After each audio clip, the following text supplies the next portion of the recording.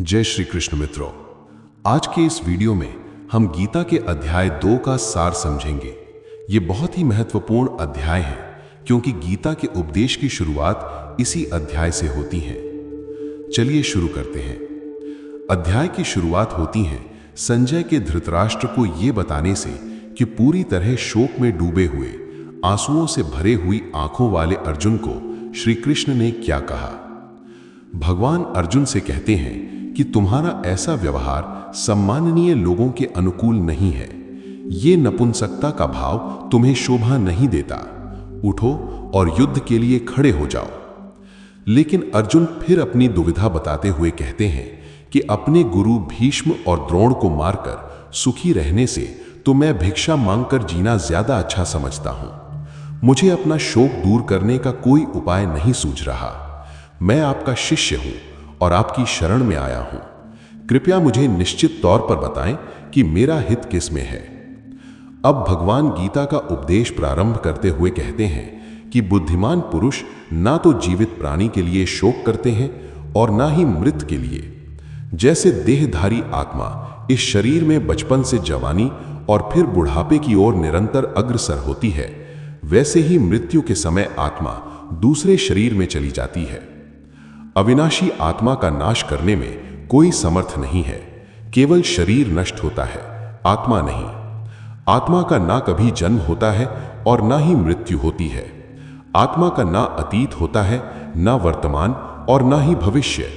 आत्मा का कोई आदि या अंत नहीं है। इसमें कोई परिवर्तन नहीं होता। जैसे शरीर बड़ा होता है वैसे आत्मा कभी बड़ी नहीं होती। शरीर मरता है लेकिन आत्मा नहीं।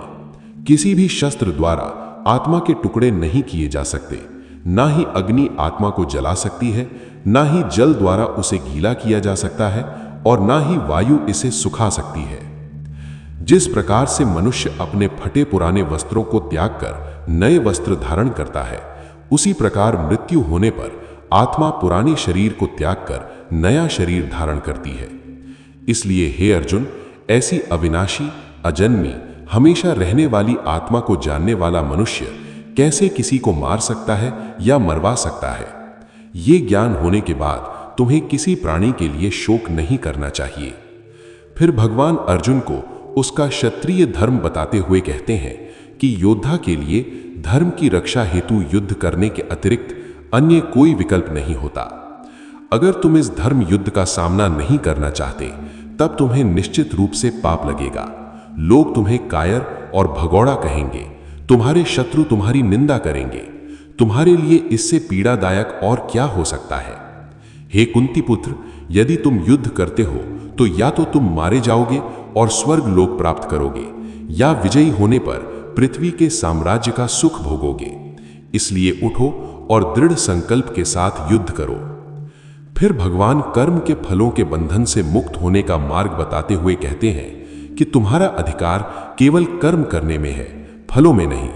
तुम स्वयं को अपने कर्म फलों के कारण मत मानो और ना ही अकर्म रहने में आसक्ति रखो। जो अपने कर्म फलों का भोग करना चाहते हैं वे बहुत ही दीन हैं। सफलता और असफलता की आसक्ति को त्याग कर तुम अपने कर्तव्य का पालन करो और स्थित प्रज्ञ बनो। यही समभाव योग कहलाता है। फिर अर्जुन के पूछने पर कि स्थित प्रज्ञ या स्थिर बुद्धि वाले मनुष्य के क्या लक्षण हैं, भगवान कहते हैं कि जो अच्छी परिस्थिति के बारे में हर्षित नहीं होता और जो बुरी स्थिति को लेकर द्वेष नहीं करता, उसकी बुद्धि स्थिर है। श्री कृष्ण चेतावनी देते हैं कि इंद्रियों के विषयों का चिंतन करने वाले मनुष्य में कामना पैदा होती है। कामना से क्रोध, क्रोध से भ्रम और फिर बुद्धि का नाश होने से मनुष्य का पतन होने लगता है। इसलिए जिस मनुष्य की इंद्रियां अपने विषयों से पूरी तरह वश में है, मतलब विषयों के प्रति इंद्रियों का कोई लगाव, कोई आसक्ति, कोई खिंचाव नहीं है, ऐसे मनुष्य की बुद्धि स्थिर होती है। फिर कृष्ण अध्याय 2 को समाप्त करते हुए कहते हैं कि जैसे समुद्र में सब ओर से जल भरते रहने पर भी वो स्थिर रहता है, वैसे ही जिसमें सब भोग प्रविष्ट होते रहते हैं परंतु वो स्थिर रहता है, वही शांति को प्राप्त होता है। और ऐसा सिद्ध पुरुष जन्म और मृत्यु के बंधन से मुक्त हो जाता है और भगवान के परम धाम में प्रवेश करता है। तो ये था गीता अध्याय 2 का सार। अगर ये वीडियो आपको उपयोगी लगा तो लाइक, शेयर और सब्सक्राइब जरूर करें और कमेंट में बताएं अगर आप ऐसे ही दूसरे अध्यायों का सार सुनना भी पसंद करेंगे। जय श्री कृष्णा।